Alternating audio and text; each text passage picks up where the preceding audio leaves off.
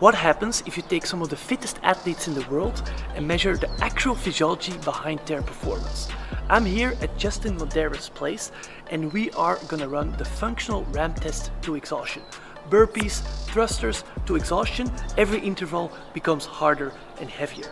I don't have to tell you that this is a very brutal test.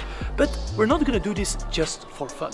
We are gonna collect real data, power output, lactate thresholds, movement efficiency, all to better understand how we can tweak the training of these elite level athletes to gain that extra percent in performance. That extra percent that is very hard to reach. Alright, super excited for this video. Let's dive straight into it.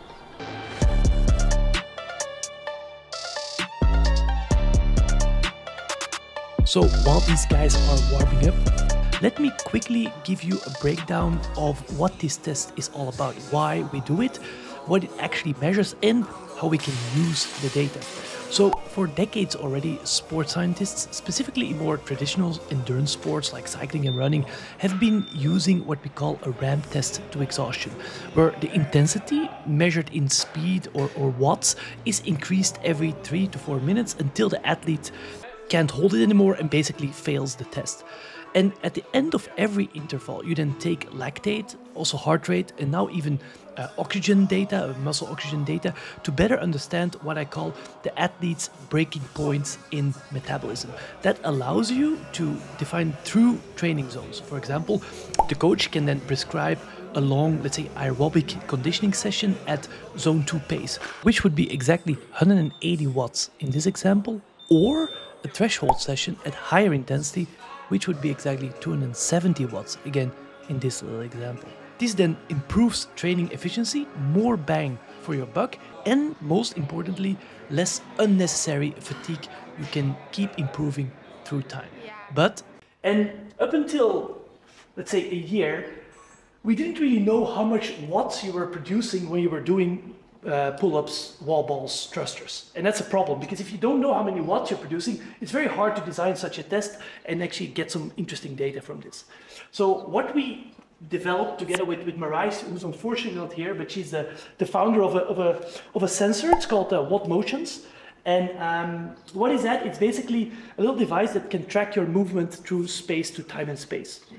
Okay, so meaning that you can put this on and you can start doing thrusters, burpees, wall balls, whatever, and it automatically tracks this movement automatically. You just have to do the movements. You don't have to push any buttons. And why is this cool? Because it doesn't just detect which movements you're performing during a workout. It also estimates the actual power output in watts for each movement. This is made possible through biomechanical validation conducted at the lab at KTH in Stockholm, Sweden. This is the lab where Marai is currently doing her PhD.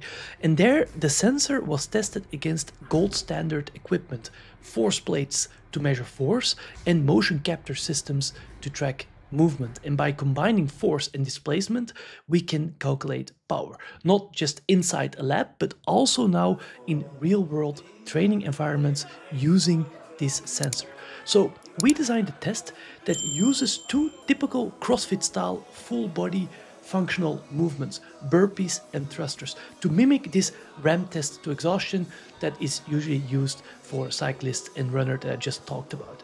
And it's a very simple workout. It's a repeating 5-minute EMOM, where the first minute will contain 12 thrusters at lightweight, 80 to 55 pounds for the boys and the girls. Then the second minute will have 6 burpees. The third minute will again have these 12 thrusters.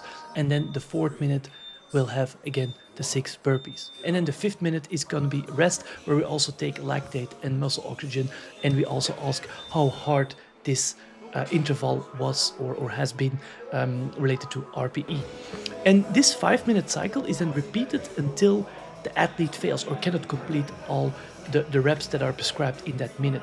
And each new round, obviously, we add more weight to the thrusters, 5 pounds, so a very little amount of weight we add to have a linear increase in load. And we also add 1 extra burpee per round, one extra burpee. So 6 becomes 7, 8, and so on.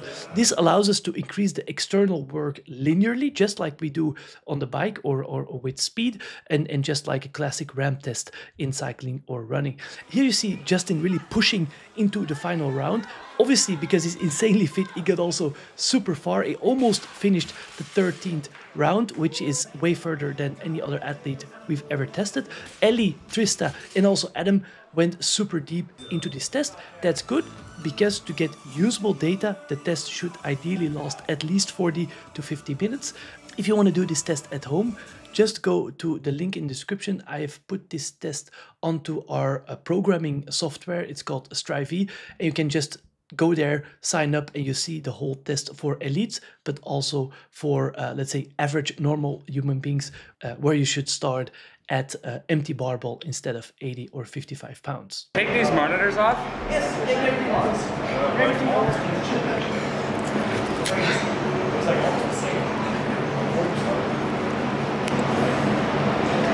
No feel. Yeah, dude, it was only like really bad in the last 6 minutes. Other than that, it's like my elbows like hurt. Like a lot of pressing. Back in big enough? Shit. I know. Eat. Lower session. More squats. You need that. I do need that because my legs are always my limiting factor. Besides today, triceps definitely got real tossed. But it was a good workout. I mean, they said like to go to like 95% pretty much. I felt like after I did the 12th round, I was there. Yeah, for the girls, the weight is the same increase, right? So it's relatively heavier. Ellie, what was the hardest, burpees or the thrusters?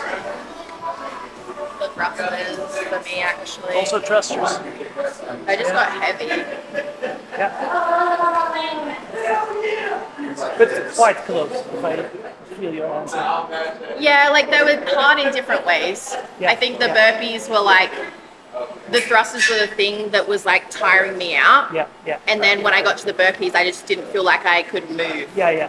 But like I could have, if I could have moved at like a slower pace continually, but I couldn't have like kept going up on the thrusters. So we will be able to see your actual time you took for every rep for the thrusters as well as the burpees. So it will be interesting to see if the burpees actually slowed down, even though you need to do more per minute, because you get time. Likely this will happen. Yeah. Because you guys were very efficient in the beginning already, I saw this. Although you could go slow in the beginning. Male, female, this is the lactate data, right? The thing that I took on your ear. All right, now let's get into the meat of the video, the data. I think this is very interesting, really state of the art and never been shown anywhere else before, certainly not on YouTube. So as it took the wod-motions team a little bit of time to fully analyze all the data, and we are now a couple days after the test, I got now way more interesting insights than what I could show the athletes right after the test.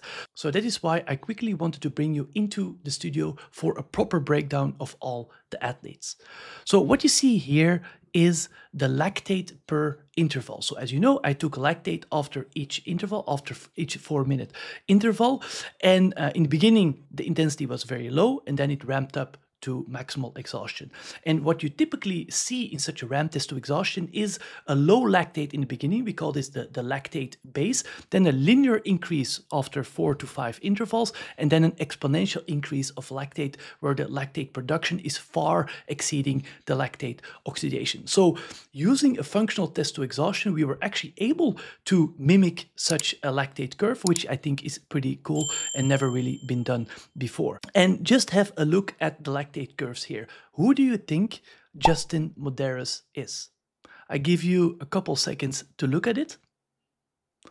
Indeed, the one that has the lactate curve shifted the most to the right, as well as having a low lactate for a long period of time in the beginning of his interval. That is showing that he can produce more of the reps, more of the energy, more of the power, let's say, via aerobic energy production. And that allows him to tap more into the anaerobic sources way later in the test. And that's also why he went a lot further. Super interesting to see.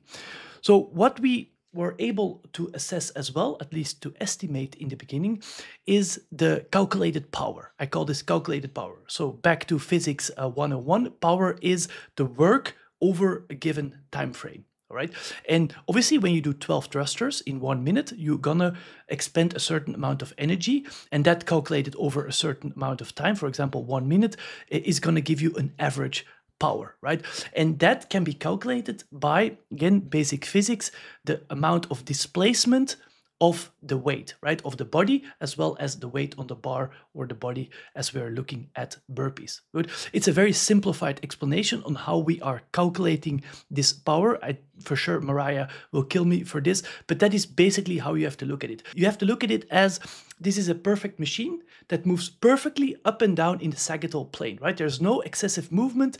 There's no movement or inefficient movement here. This is the power that is, let's say, an ideal athlete producing when he does 12 thrusters as well as 6, 7, 8, 9, and so on burpees. Cool. And you see here for the boys, or for the males, maybe better to state it like that, they have identical power throughout the first several intervals. Why? Because they have the same statue, close to the same statue, and also weigh close to the same. So obviously they're gonna have a very similar power. For the girls, it's a little bit different because Ellie, the top one here, is a little bit heavier, also taller, so she has to produce more power for the same amount of reps. Pretty interesting to see this in actual data here.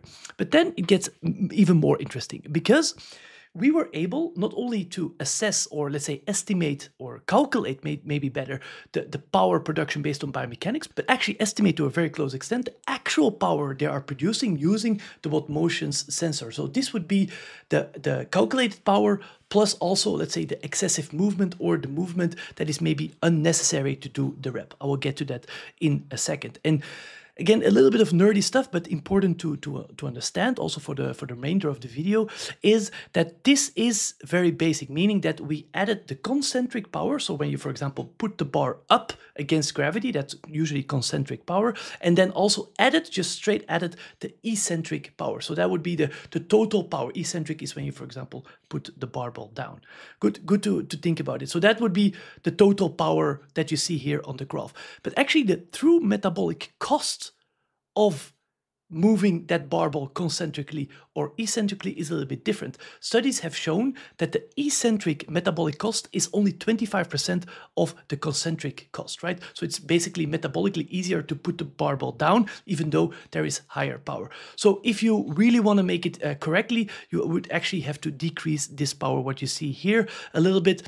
We are contemplating how to do this and if we have to do it with the wod-motions team. But just for your clarity, we just added the concentric power as well as the eccentric power here. And then it gets interesting. Why? Because you see, for example, Adam is the top graph here. You see that even though his calculated power was identical, remember the previous graph, his actual power is way higher. So this means there is unnecessary movement for him, and therefore he has to produce more work or more power to do the same amount of reps, and therefore also one of the reasons why he fatigues earlier than Justin. Justin, I will show you in a second, is moving extremely efficient. It's crazy to see. That's, I think, why he's one of the best in the world. The girls have less differences between them, so this means that they have an equal amount of unnecessary power between them, right? And this is maybe better shown in this graph, which shows the power efficiency, which is simply the calculated power divided by the actual power. And obviously when that ratio is 100%, meaning that the actual power is very close to the calculated power. So the person is moving very efficiently. You see very nicely here that in the beginning of the intervals, the first 1 to 4 intervals, when the intensity is very low, the actual power efficiency, so the efficiency of movement, is for all athletes pretty low. So they're losing a lot of energy by doing the same amount of reps. That maybe is because they're not used to moving that slow. I mean, most of the movements in CrossFit are always at high intensity. We actually asked this, and they are moving mostly at high intensity. But then certainly Justin gets extremely efficient once the test is getting heavier and harder, right? He's sitting at 95 to 100% movement efficiency. We have never seen this in other athletes, and that again is why he's one of the best in the world. And that's also why he gets way further in the test, because he just has more power available to keep moving through the test while the others are always or almost gassed out. So quick side note before we get into Justin's individual data, which I thought were very intriguing to say the least. When I go to the open gym, for example, in any affiliate, I see a lot of people just kind of training randomly, not really knowing their training load or how to progressively overload through time. They're basically guessing their training and hoping to get better along the way. That is why we have put a lot of work into building several evidence-based training programs designed to help you to progress in the sport of CrossFit, but also Hyrox. And every session is carefully structured to give you the right stimulus. Not too much, not too little, so you can train hard, recover well, and keep moving forward through time. Super important to not get burned out by training. And if you are running a gym, we're actually just launched like a couple weeks ago our affiliate programming. There's no more wasting hours each week trying to write sessions. I mean, I see a lot of gym owners paying expensive coaches, hiring expensive coaches to spend 3, 4, 5 hours a week writing all these hopefully fun training plans. That is where we come in. We can provide you a fully fledged weekly training plans based on the interest of your gym. As you might know, we don't take outside sponsors for this channel. So if you want to support the channel and want to get fit along the way, maybe yourself, but also your whole gym, just scan the QR code that is popping up right now on the screen or click the first link in the description. It really means a lot if you can go to our training page and see if something is interesting for you. All right, let's go back into Justin's data. I will show you why he's one of the best athletes in the world and how you can benefit from this information. Here's Justin individual lactate as well as power production at each intervals. As we remember, he went into interval 13, so 62 minutes into the test, and we divided based on 3 different zones, right? Training zones, so to call them. The green zone is going to be fully aerobic, where lactate stays low. You see, it goes from 2.7, 2.4, 2.5, and then it gets into the yellow zone. It's kind of a mixed zone between aerobic and anaerobic metabolism. It's always a mix between anaerobic and aerobic metabolism, but there's like a slight increase in anaerobic metabolism, and there lactate goes up linearly. I call this the annoying zone. It's like you can keep hanging on, but it's still pretty hard work. You're starting to sweat a lot, also breathing harder and harder. And then we get into the second lactate threshold. That is the most exponential part of your lactate curve, where really the lactate starts to go up very fast. And that is, let's say, the beginning of the red zone. And for him, that would be around 320 to 340 watts of actual power. Again, just look at the difference between the little gray box on top of the colored box, green, yellow, and orange. That is the difference between the actual power. For example, for the first interval, it would be 251, and the calculated power based on his biomechanics. You see that this is showing his movement efficiency. For example, the first interval, he is expending 30 watts too much based on his true perfect biomechanics, basically, right? And then when he gets close to his threshold, specifically his threshold, it's perfect, meaning that there's no difference, literally zero difference between his actual power and his calculated power. Truly impressive to see, because if you look at the data of Adam, he first has a lower aerobic base, likely because he's just expending way too much inefficient energy in the beginning. That's one. But also he moves more inefficiently throughout every interval. Not only in the beginning, but also in the middle and certainly at the end. And I call this moving inefficiently, but I mean, it's maybe not the right term. We don't really know. We don't really know the origin of this excessive or this additional energy. Maybe it is moving indeed inefficient. His elbows are not nicely up or is moving forward. That's one. That's possible, but also it could be simply his mechanics. Maybe his femurs are a little bit longer. Maybe, just simply overall his movement efficiency based on mechanics. So we know that there is additional energy production in Adam, but we don't know why this exactly is. And that's something I think the coach can look at very closely using biomechanical analysis or even videotaping and so on, right? But we now have a way to actually assess very carefully movement efficiency, now using thrusters and burpees, but there are also other ways to doing this. And that is, I think, very much to the credit of Mariah and wod-motion's very cool data, in my opinion. So many people ask me, okay, now you did this test, very cool. Like, you know how far they get into such a test, you know some of their movement efficiency, you know their thresholds, what can you do with that? And then it gets super intriguing because now we have the WODs, and the WODs were kind of the missing link, the end boss of this test. If we don't know the WODs, we cannot do that much with it. We know how many thrusters and burpees they do at their threshold, but I mean, is this an interesting data point? But using the same biomechanical models to understand power production from thrusters and burpees, we can transpose or transfer that knowledge to other movements. So we can then design workouts using other movement and thrusters and burpees, for example, power snatches, wall balls, pull-ups, and so on, and then target the right training zones based on each individual lactate threshold. So for example, here, what we did is we designed a 30-minute EMOM based on butterflies, wall balls, power snatches and deadlifts. For those who don't know, an EMOM is that you do 1 minute of a certain movement, and then the next minute you move to the next movement, and so on.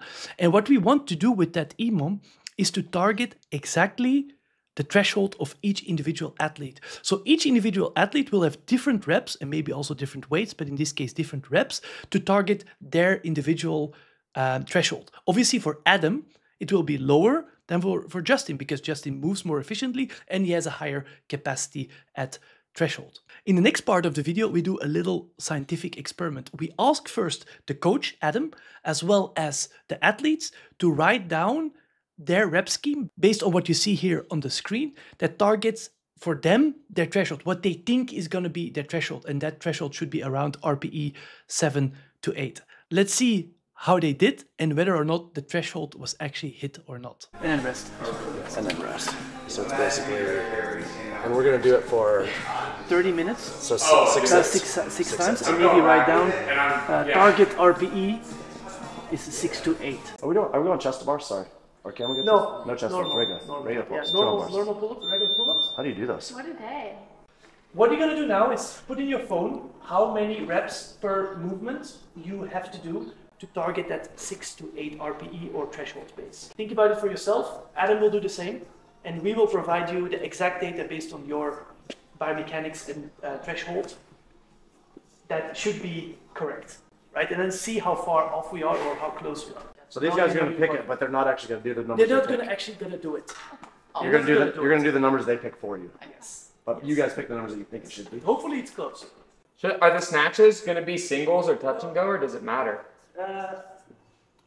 I'll tell you in a second. Okay. Good question. Pull-ups, you can really do 1 rep a second, so we should probably drop it back to 55 so you get a little rest. We love to play a game where he has a workout and we guess the time. Yeah. And I always guess like aggressive and optimistic and like what's possible. And then he always likes to be more conservative and like sandbag the guess a little bit so that he can for sure beat that. And so we're coming at it from opposite sides and usually meets in the middle. Yeah. So this will be fun. Just has like a lot of self-awareness of what's possible and what he's capable of. And he usually is pretty good at hitting that target. He doesn't miss the mark very often. In other words, like underperformed because he went out way too hot, or underperformed because he was way too conservative. He's usually pretty good at pacing. Justin, can you quickly tell your numbers so you can write them down? It's, Okay, Justin, you have... For pull-up, I wrote 18 to 20. Yep, then power snatch? I wrote 10 to 12. Yep. And then deadlift was 16 to 18. Yep. 18 pull-ups. Yep. 15 wall balls. Yep. 8 to 10 power snatch. Yep. Ellie, you have something? Pull-ups I did 16, wall-balls I did 20, power snatch I did 12. Krista? 15, Yep. 13, Yep. 8, 12. So, Justin, according to science, 22? Hold on, I'm gonna write down mine first. And then we'll Yeah, okay. Yeah. According to science. Color. This is actual science. This is 21? 21? 11? 21? Another color. Justin and I already kind of agreed that he was going to guess low, I was going to guess high, science was going to meet right in the middle. That's pretty much how it always works. And, You pick my low end of all my numbers? that's what he said to me. Oh, pick my low end of all my numbers? Yeah. Okay. Stepping lunges. And then 20? 15? I think Trista underestimated herself. 11 and 16. If you took my high end of my numbers, I was 4 reps off total. Yeah, that's very Oh close. yeah, nice. That's very Because I close. was Yes. 16 to 18, so that was 2 reps off. Yeah. This was 10 to 12, so that was spot on. That one I just wrote 16, Yeah. that was the same. And then this one was 18 to 20. Yeah, so very close. You were very close. Yeah, spot on. 4 Perfect. reps. Nice. That's what some experience does. It's not close enough.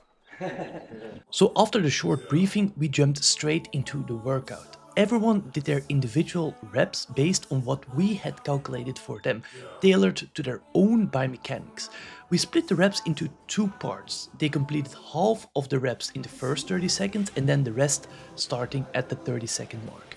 Now, one small mistake we made, and you'll see later why this matters, we told Justin and the other athletes to do more reps on the power snatch than what we actually had calculated. We had calculated 8, but just based on our own gut feeling, we thought that this seemed too low and told him to go for 12.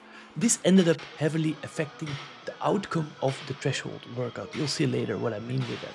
The goal was to stay at what I call the functional threshold. So to understand this better, I took lactate samples every 5 minutes to monitor whether their levels stayed stable, their lactate level stayed stable, or started to rise over time. If lactate increases throughout the workout, that means that you're working above the threshold, and that's what we didn't want. Like the first 2 rounds felt the same, rounds 3 and 4 felt the same, and 5 and 6 felt the same. Yeah. And they got Incrementally harder. Yeah, they got incrementally harder. So what you see here, I'm not sure it's super visible with the light, but you see just a tendency of all of you guys slightly going up, like throughout the rounds. This is always lactate at different time points. You said RPE 5, but 5 or 6. Yeah, but that's your threshold. Threshold is for CrossFitters light.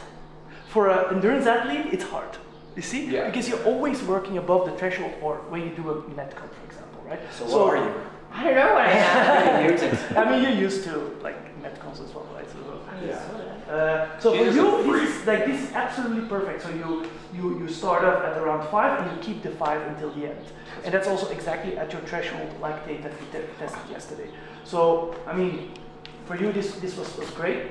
For the other, let's say 3, it was slightly too heavy, I mean too hard, not too heavy, too many reps. Why is Mac so much line higher than ours? Yeah. So was this like a lot harder? No, because Yes. if you look, so in the beginning I was thinking he's way above and he's gonna crash, honestly. But you kept at the last 3 rounds, you actually kept your lactate at a high level, but flat. And it's not only about how high it is, like the nominal value, but also the whole, let's say the trend. Yeah, your trend is actually quite good. So I think honestly you were close. You were maybe 1 rep too much, but not that much more. Nice. And So this one. how did it feel for you? Like the first couple rounds felt really good until I got to the. And then at the end, every round of the snatch got a little bit tougher. yeah. A little The bit snatch tougher. seemed to be the movement for sure. So we have to think about this. So again, this is coming from movements that are obviously not a snatch. It's coming from thruster and a burpee. Yeah. So we transpose, let's say, the data to other movements. And the snatch is a pretty special one because it's a very powerful movement and it's all the way, like all the range of motion. So that's the only one I would say is the furthest away from the other movements that we did. And that's also what you guys told me all the time. The snatch is what's hard. Yeah. And so what you could do is think about, okay, can we replace the snatches maybe with another movement, right? And still have high reps, box jumps or something, or maybe something with a burpee. Or maybe, what if we did that? Or toes to bar. It might come into consideration of like movements that order and movements that aren't like a weakness / strength. Like if she's great at snatches. If you could like put like GHDs or like toes to bar, you could probably work for more than 15 seconds. And still like do it. Yeah, that's true. Yeah. Maybe, I don't know. Yeah, and also when you do such workouts, actually what you even want to accomplish is the least amount of rest. So pick light weights, and you almost want to go, if you want to work 30 seconds, work whatever 21 seconds or 22 seconds, but just light and continuous. Okay. So that's why the power snatch, because it was only six reps, even though you had some rest, it was just high power speed, like peaks. And that's if you did 6 reps though, singles, they would take like 21 seconds. That would have been better. Yeah. Because then you just even out the power over the 30 seconds more, and that would be spiking probably your heart rate much less. Yeah. And also you're just so. So you recommend like this is like the threshold that we would hold for like workouts of like around 30 to 40 minutes. Long workouts. So. And that is gonna help translate to like what? Yeah. Like what does that? It's gonna improve the ability to do these movements in a more aerobic, continuous way. So it would, let's say, improve your base, of which you can produce power aerobically, and then with all the high intensity training, you can just add all the power together and get towards that. That even more power production in a 15-minute AMRAP, where you don't think about your threshold but just go all out. Yeah. Where you are working way above these power outputs. So it's like a cyclist. I think about a cyclist who does a lot of lower intensity work to be able to produce a lot of energy aerobically to sustain that for a very long time. Yeah. Because it's more efficient energy production than going always in high intensity. So it's not so easy to say in CrossFit athletes, they really need both. So don't only do this, that would be not making you a good CrossFit athlete, but it gives you the potential in the off season mostly to do the high intensity work. It also builds your mitochondria, for example, and gives your body the ability to also produce energy more in an aerobic systems and not just always the anaerobic. That's the idea. Yeah, and like I know like obviously for like off season stuff, this is obviously really good, but like for us this year too, this season's very different. Which I don't know if you've like looked at what the season looks like this year with like for me, I normally compete 2 or 3 times, and this year I have like 9 competitions, and like I have like the games, 3 weeks later World Fitness Project, 3 weeks later Waterpalooza, Rogue, another World Fitness Project, and like obviously competition like wrecks you a lot, you know, and then it takes a long time to recover and stuff. Like would this also be good ways to like still get volume and training in like as the season gets longer too? Yeah, I would think definitely so. Yeah. Because it's all about, I mean, a lot of what you used to say is making sure you can recover enough and still get some training in. And what we know from many of the papers, specifically from endurance athletes, right, is that when they go above threshold, they need significantly more recovery time. This is like well established. Yeah. So if you would do even very short workouts, even low volume CrossFit workouts, you need recovery. Even when you're an elite athlete like you, everyone needs more recovery. So what you do here, you ride your threshold or even remain below, and you can usually come back the next day and be fine. So definitely for getting into the groove again after a competition, I think it's very hard also for a coach to actually program them, like what can he handle. This should be able to be handled pretty well. And then when you are in the off season and you want to ramp up the volume, you can do, let's say, a double threshold session where you do a running session in the morning, threshold pace, like 5 times 8 minutes, pretty hard, but at people. And then in the afternoon you do 2 times this with different movements. You get a nice training day, and you should be able to come back next day and do, for example, your high intensity session or your strength session. So it's like moderating the intensity. And as we discussed, like if you don't have lactate or you don't have all the gear, just going off feeling seems to be, for you guys, all seems to be good. Like it is just prescribe an RPE, say 6, 7. Now after doing this testing, I think you have a good gauge of, okay, what is this, right? So I think that's like the most useful tool. It is also actually proven by many research studies that just RPE and subjective feeling, like the coach asked, how does it feel? How do you feel this morning? Do you feel whatever, tired? Just the subjective responses are super valuable. But the thing is, you need to know in a CrossFitter what actually means this RPE 5 and 6. Usually they're used to RPE 9. So maybe you have to do that test that we did yesterday to feel, okay, the first intervals were RPE 3 and then at the end it was 10. So you need the whole range, I think. You know pretty well, but many people don't really know well. So that's why this test, the first test we did, is I think very useful as well. Did you say for like, I think we were talking yesterday, like cycling, they do like, was it like 90% of their training? Yeah, like 70 to 80 at even zone 2. So this is threshold. Yeah. Right? So what you can do, we can actually do this, is design a workout for this that is zone 2. So there you go way lighter. You do even maybe jumping pull-ups or something. Like really scale down. And you add some ergs there as well. And then you can add 90-minute sessions, 120-minute sessions, like continuous work. And again, this should not make you super tired. Yeah, because the thing that I've always been like curious about, especially with her doing her Ironman training that I've noticed, is like there's so much training in like zone 2 or at threshold, whereas like CrossFit, we just do so much stuff for like time and intensity. Like there's not that much of it, but we are still so like aerobic athletes too. So it was just interesting. If, like you said, like the like cyclists and stuff do like 70 to 80%. If you had to like recommend guess for CrossFitters, how would you break down the percentages of like? So elite CrossFit athletes who can train, let's say 20 hours per week, I mean, it's obviously hard to say because there's no scientific evidence, but we're talking about at least 30%, even 40% of their training time, which includes also the strength training. So that's, I mean, probably more than most people think. Certainly in the off season, you can even ramp that up even more. And then don't do too much zone 2, I would say, in season, but rather use these kind of RPE7 ones to get the volume in, all the power snatches, but not overexerting yourself. I would say that's usually it. For someone who doesn't do that much CrossFit, it's probably not that necessary, to be honest. But if you want to get to the next level and you want to, I mean, the goal of, let's say, a low intensity training, and why, like, the question is like, why do you need to do that, is if you, there's a linear correlation to how much volume of training, so hours of training, literally, and the amount of mitochondria you can build in your muscles, like the density of mitochondria. Like literally, like, and if you correlate intensity of a workout to that parameter, there's no correlation. See? So that's why these guys do a lot of lower intensity work to build the mitochondria, to build the base, the aerobic base, quite literally, and then they add up the intensity, because intensity is necessary for the mitochondria to become very efficient, to use the oxygen, as we spoke yesterday, and actually convert that into ATP, mechanical energy, right? So it's the efficiency of the engine as well as just the amount of engines you have in your body. And if you only do high intensity work, you will limit the amount of mitochondrial literally density you have in your muscles. And that's, for some people, okay, like likely for you, you respond pretty well, but some people will just get burned out and not getting to the next step. Kind of, that's the whole idea.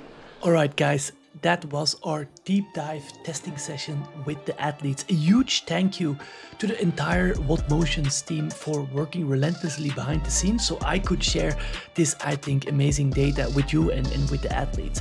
Also, a big shout out to Justin, Ellie, Mac, Trista and Coach Adam for their hospitality, effort and genuine interest in what we are building. If you enjoyed this kind of content, please take 2 seconds to like the video and subscribe to the channel. Drop a comment. I will do my best to answer every single one. And if you're curious on how much power actually elite athletes can produce during an all-out open workout, measured of course with the wod-motions sensor, just click the video on the screen right now. Thank you for watching. See you in the next one. Ciao.